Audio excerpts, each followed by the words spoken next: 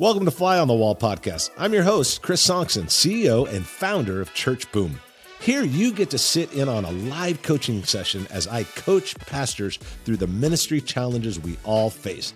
If you find this podcast helpful, please make sure to like, subscribe, and share.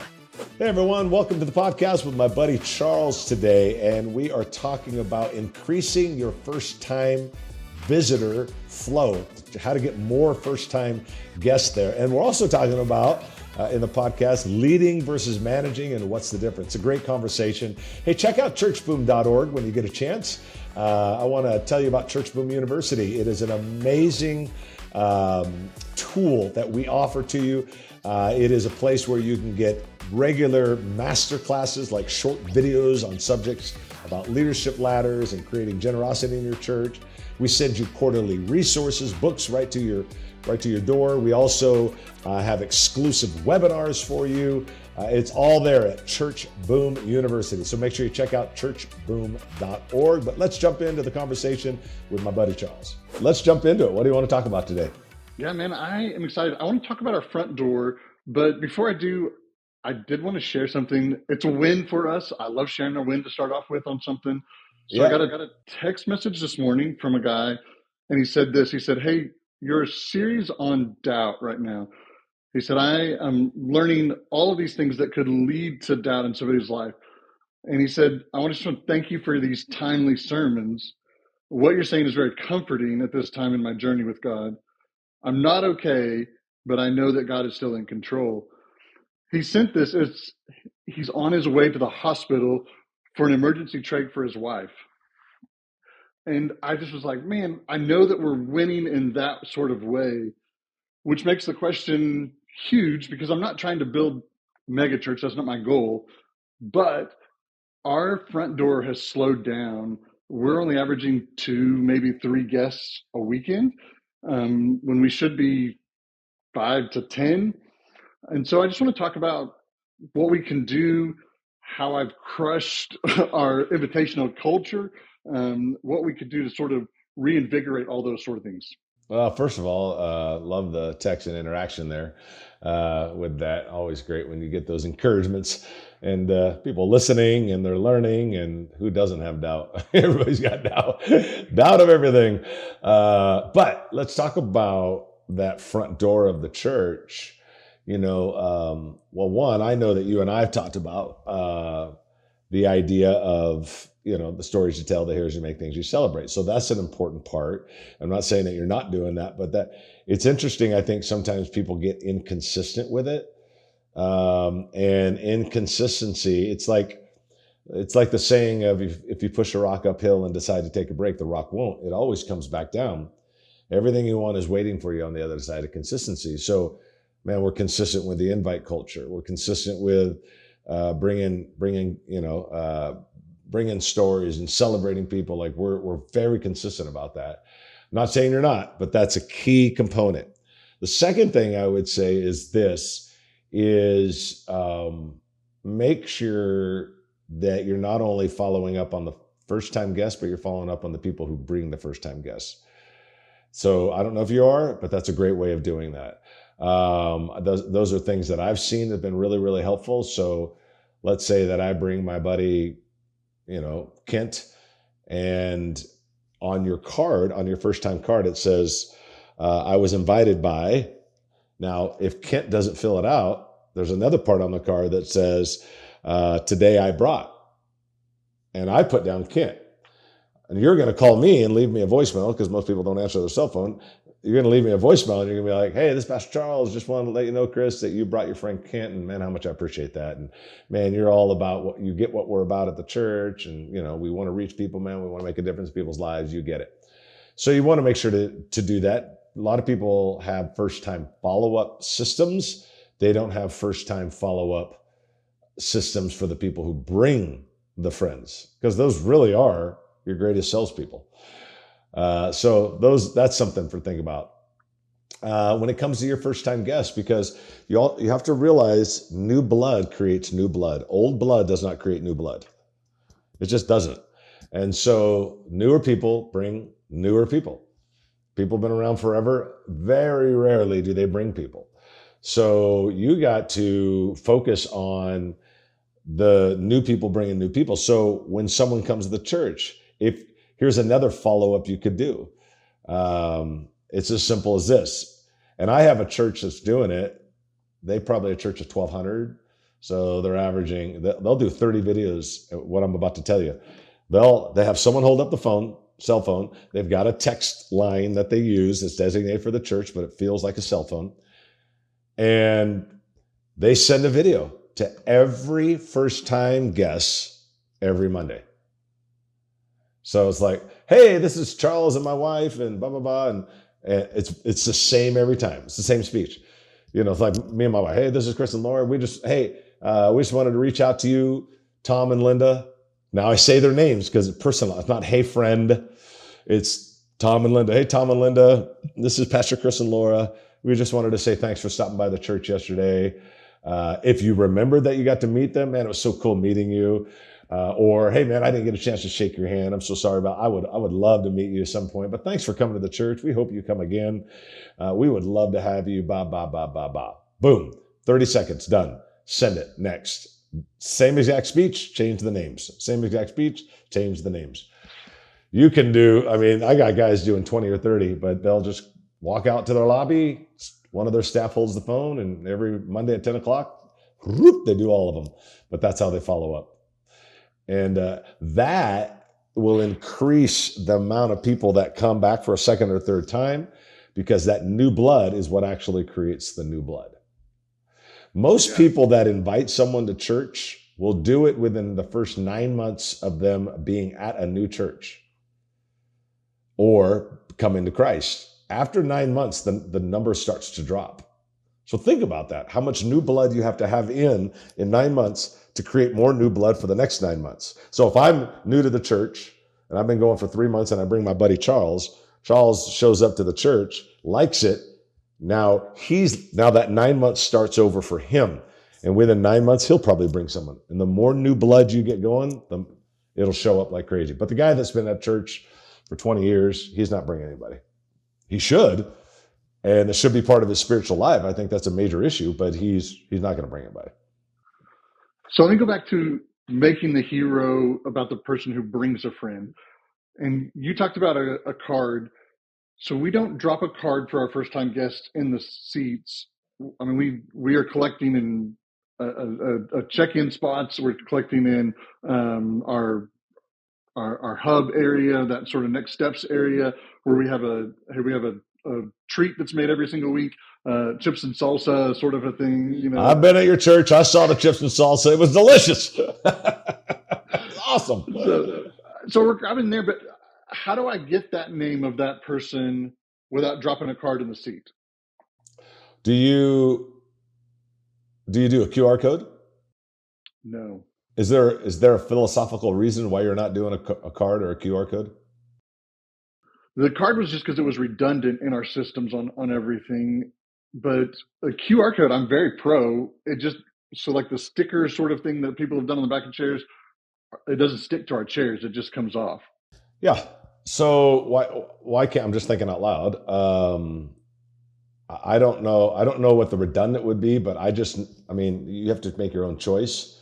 But I can tell you this, I'm all about getting the data.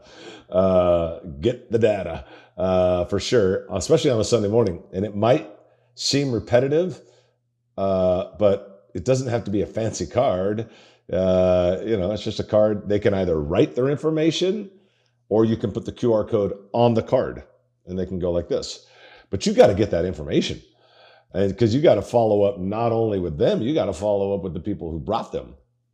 Yeah. No, we get most of the first time or second time or third time guest information because we have the name tags that everybody wears in our room. And so we're getting that information. It just doesn't harvest that who brought them information. Well, that's why, I don't know any other way to get that but just to ask them, whether that's on a card or whether it's on a QR code, just asking them.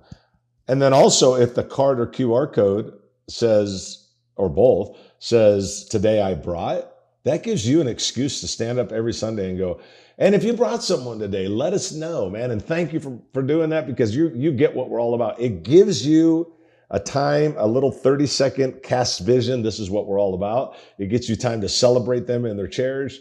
It gets you time to be able to let people know that this is what we value. That's why, I mean, I got churches very large that are doing this every week that I work with. I think it's great. I think that I don't know why we don't have redundant systems. Why is redundancy bad? You're just trying to prevent failures along the way. So let's just be redundant. Well, it is, and I don't. The average attender doesn't care. They're just going to see the card, put it down below them on the ground, and ignore it for the rest of the day. They don't like. They're not thinking, "Why is there another card here?" Like they don't. It's like, do we do that? We've done that with auditoriums very, very large. Like we've got stuff out there all the time. We are collecting data like crazy because we want to find out who brought them. So, and we want to be able to celebrate that from the pulpit. We want to be able to make sure that's a priority. It's an important thing. So I would look at figuring out how to do that makes sense for you guys. But I would definitely do that for sure.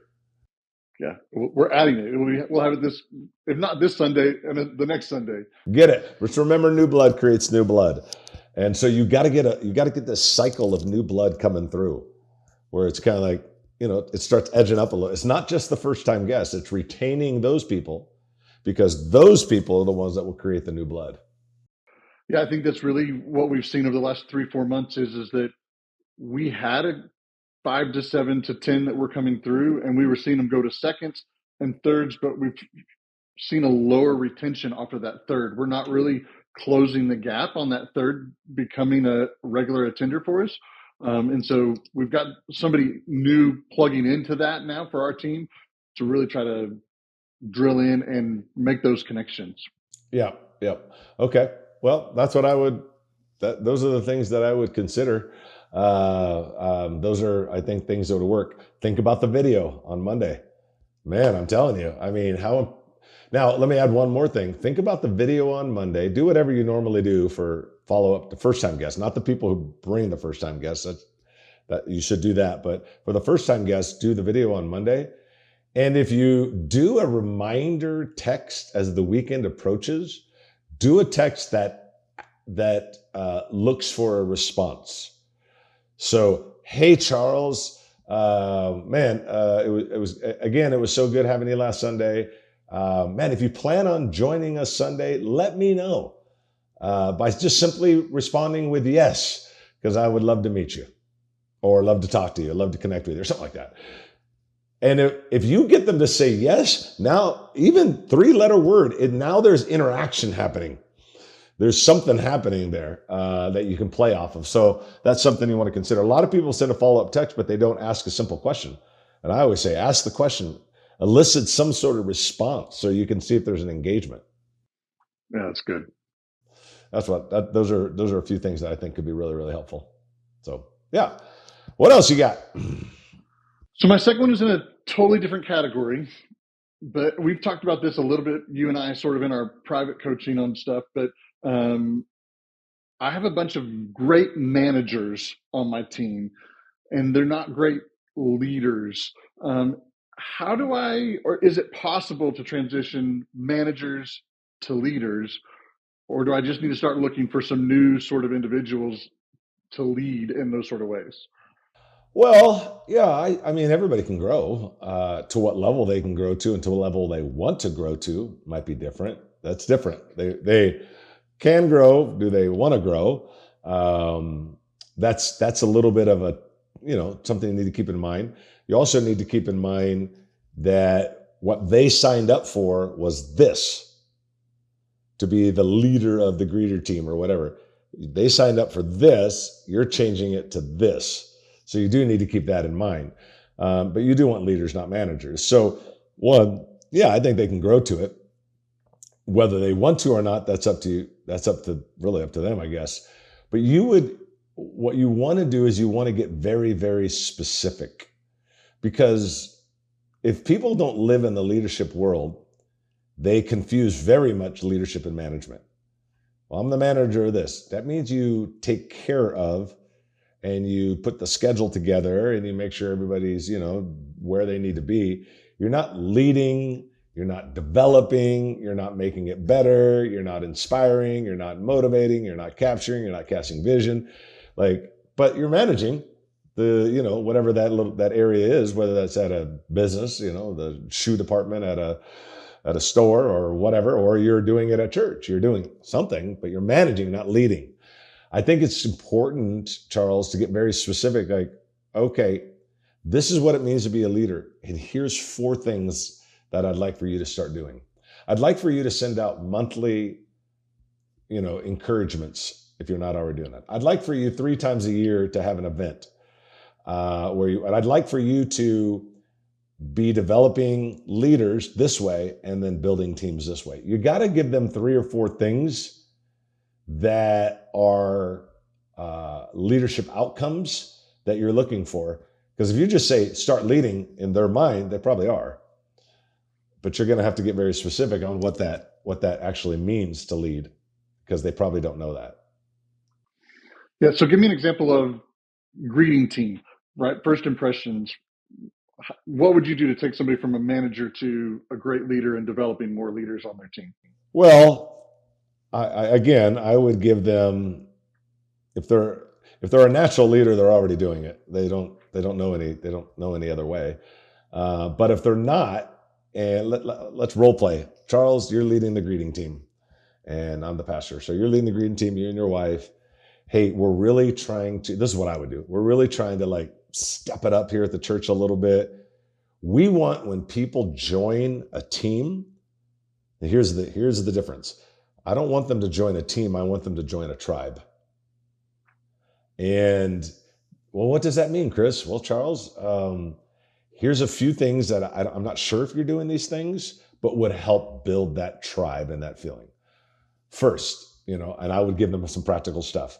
Like, I think it's important that once a month that you send them a personal text or you send them a personal voicemail and you just encourage them, inspire them. I think you build relationships with them by 2 times a year or 3 times a year having a pool party or a barbecue in the backyard of your house, whatever. But something where you, the greeting team, get together. That's how you're going to build that tribe. What else I would love for you to do is I'd love for you to begin building and developing your team. So how many volunteers you got? Oh, I got 12. Well, let's see if in the next 60 days we can get that 12 to 18.